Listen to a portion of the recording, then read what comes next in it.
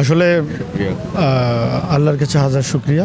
আলহামদুলিল্লাহ আমাদের বৈধ হয়েছে। আর আসলে আমি একটু আগে একটা বক্তৃতা দিলাম, স্পিচ দিয়েছি অলরেডি। আমাকে যেটা কোশ্চেন করেছেন আপনারা যে আমার ২৫০০-এর জন্য আমার মেসেজ কী বা প্ল্যান কী, বার্তা কী। তো আসলে ২৫০০-এর জন্য আমি যে মেসেজ আপনি যদি বলেন, আমি ২৫০০-এর সাথে ছিলাম এই বিগত ১৭ বছর আন্দোলন সংগ্রাম, গণতান্ত্রিক যে আন্দোলন হয়েছিল জননেতা তারেক রহমানের নেতৃত্বে, সেই আন্দোলনের প্রত্যেকটি স্টেপে আমি ছিলাম। আমি কোনোদিন পিছ পড়িনি। আমি ২৫০০-এর জনগণকে রেখে আমি কখনো যাইনি। আমি তাদের সাথেই ছিলাম, তাদের পাশেই ছিলাম।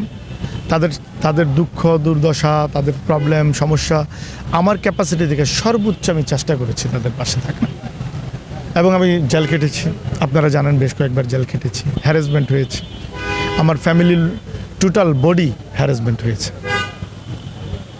তো আপনার মিডিয়া ব্যক্তিত্বটা যদি দেখেন, যেমন আমি 14-15-তে যখন যুবদলের আন্তর্জাতিক সম্পাদক ছিলাম, তখন আন্দোলন সংগ্রামে আপনারা কিন্তু আপনার ইটিভির আপনি আছেন, আপনার ইটিভির ক্যামেরাও কিন্তু ভেঙে দিয়েছিল ২৫০০ থেকে।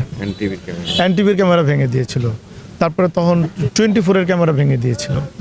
তো ২৫০০-এ কিন্তু একটু ভিন্ন মাত্রায় রাজনীতিটা করেছে, একটা স্বৈরাচারী স্টাইলে বাবু পলিটিক্স করেছে। কিন্তু আমি কিন্তু চাইলেও আপনাদের ক্ষেত্রে, মিডিয়ার ক্ষেত্রে অনেক প্রতিবন্ধকতা হয়েছে। তাহলে আপনারা বুঝেন নেতাকর্মীদের অবস্থা কী ছিল। কিন্তু আমি কিন্তু ছিলাম, আপনারা কেউ বলতে পারবেন না যে না আজাদ একদিনের জন্য ছিল না। আমি তাদের সাথেই ছিলাম, যেহেতু দুঃসময় তাদের সাথে ছিলাম, সো আমি তাদের সাথে আছি, ছিলাম এবং থাকবো ইনশাল্লাহ।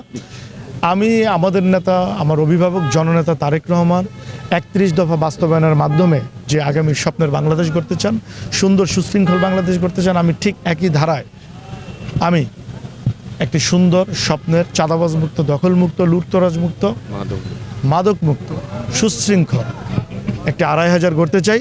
একটা ২৫০০বাসী যেরকম স্বপ্ন দেখে, যেরকম ২৫০০ আগামী দিন হতে পারে, ২৫০০বাসীর স্বপ্ন বাস্তবায়নের মাধ্যমে আমি সেই রকম একটা ২৫০০ ঘুরে আমার নেতা জননেতা তারেক রহমানের সেই বাংলাদেশ গড়ার পথে সাথে কাঁধ মিলিয়ে কাজ করতে চাই। আমি মনে করি যদি অবাধ সুষ্ঠু নিরপেক্ষ নির্বাচন হয়, সেই ক্ষেত্রে নারায়ণগঞ্জ ৫টি আসনে ধানের শীষ বিপুল ভোটে জয়যুক্ত হবে ইনশাআল্লাহ।